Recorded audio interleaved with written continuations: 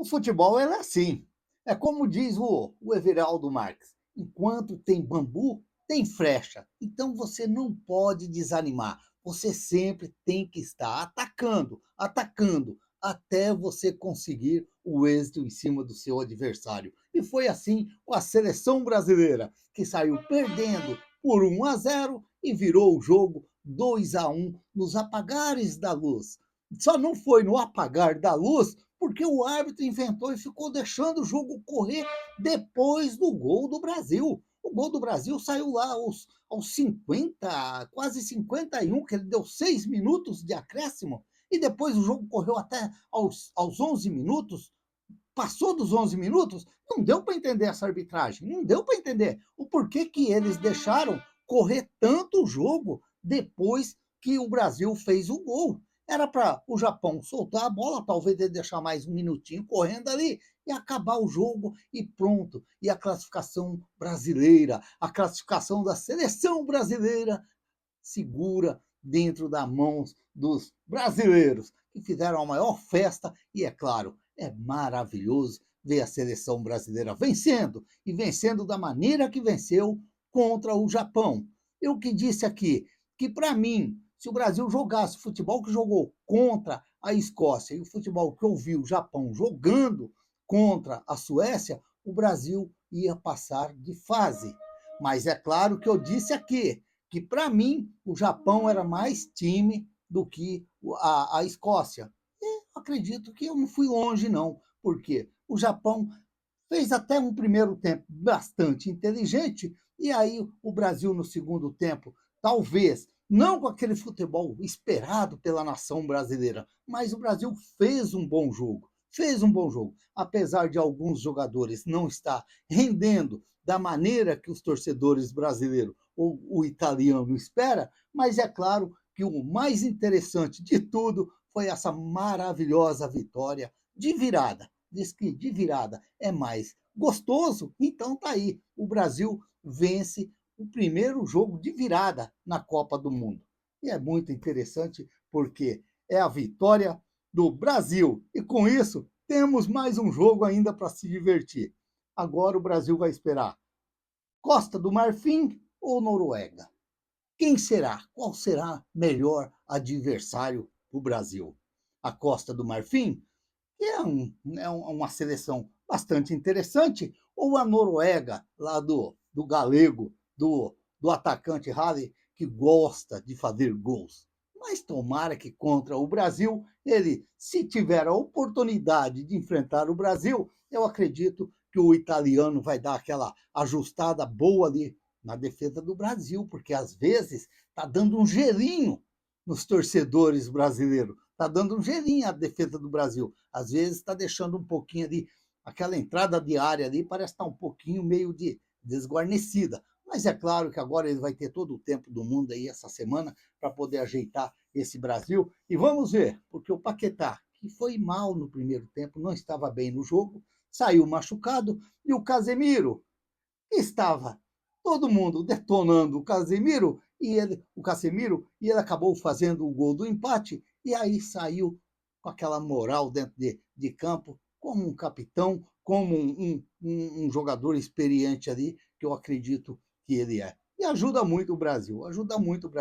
Apesar do Casemiro, a gente ter visto o Casemiro jogar mais bola do que vem jogando, mas é assim mesmo. De repente, a experiência dele vai ser muito importante o Brasil no próximo jogo. Vamos torcer aí que ele se recupera. E o Neymar que não precisou nem entrar. E eu tinha falado ainda para o Nel ainda concordado, depois o Nel falou também, que acredita que o Ancelotti estava segurando ele para uma possível prorrogação, porque o jogo estava encaminhando para a prorrogação. E eu acredito que, na cabeça do italiano, ele ia segurar o Neymar para vir com o Neymar na prorrogação e, de repente, ganhar do Japão.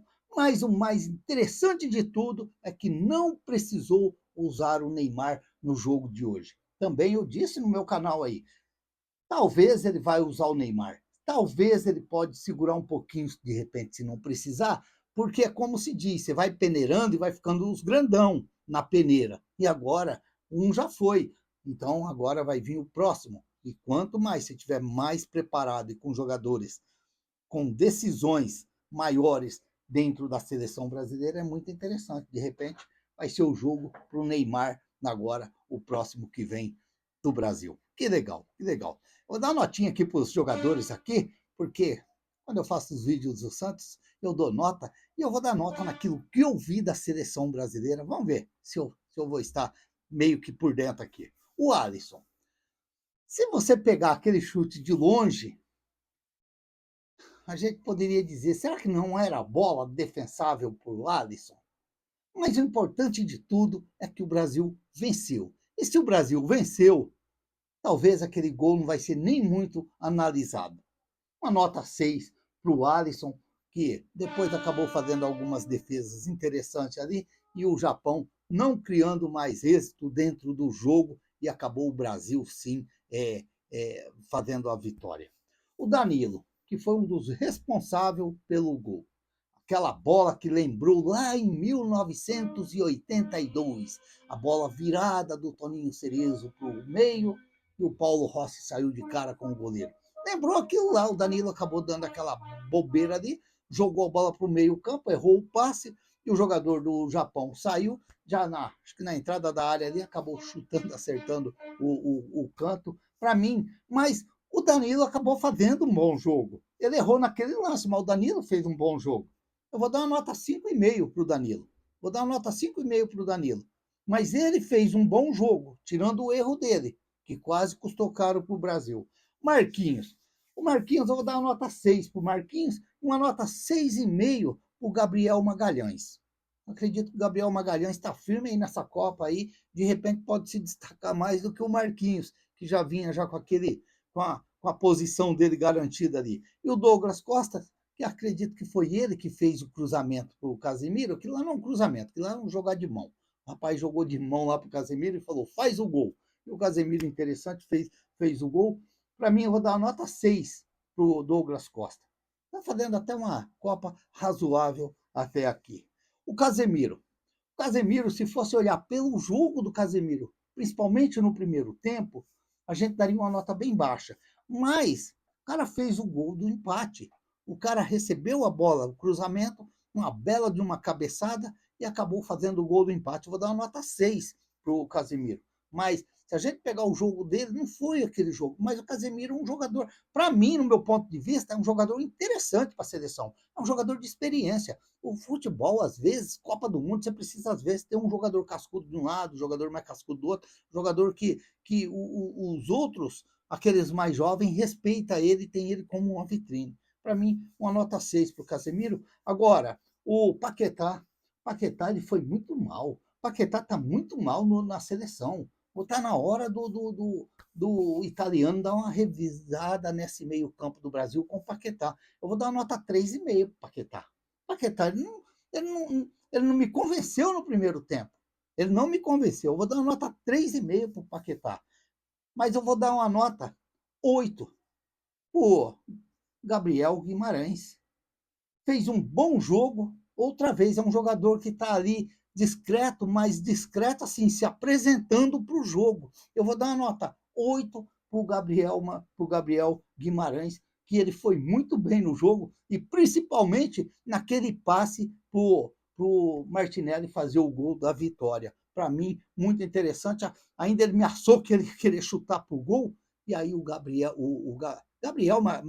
Martinelli, acho que é também Gabriel, na entrada da área, recebeu e acabou fazendo o gol. Para mim, uma nota 8 para o Gabriel Guimarães e o Ryan. Fez um bom jogo o Ryan. Ali pela direita fez um bom jogo o Ryan. Eu gostei do Ryan. Vou dar uma nota 7 para o Ryan.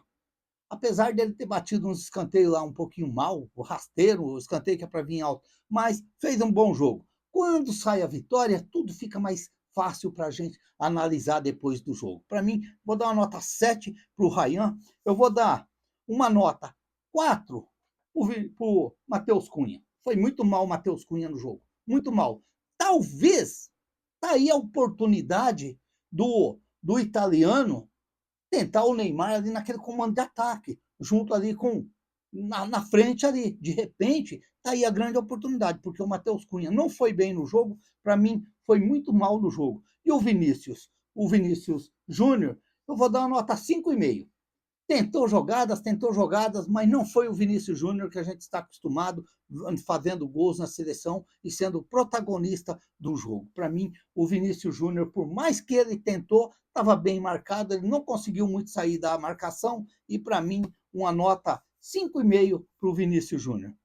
O Endrick, eu achei que o Endrick não entrou bem, embora que ele deve ter brigado ali naquele último lance ali com a bola, ali com os jogadores do Japão ali, mas ele não entrou bem no jogo. Não entrou bem no jogo o Endrick. Eu vou dar uma nota 4,5 para o Endrick. E o Martinelli? Esse é o homem do gol, esse é o homem da vitória, esse é o homem que recebeu o passe, olhou o goleiro e tocou, e a bola ainda tocou na trave e entrou no gol. Esse é o homem que eu vou dar 8,5.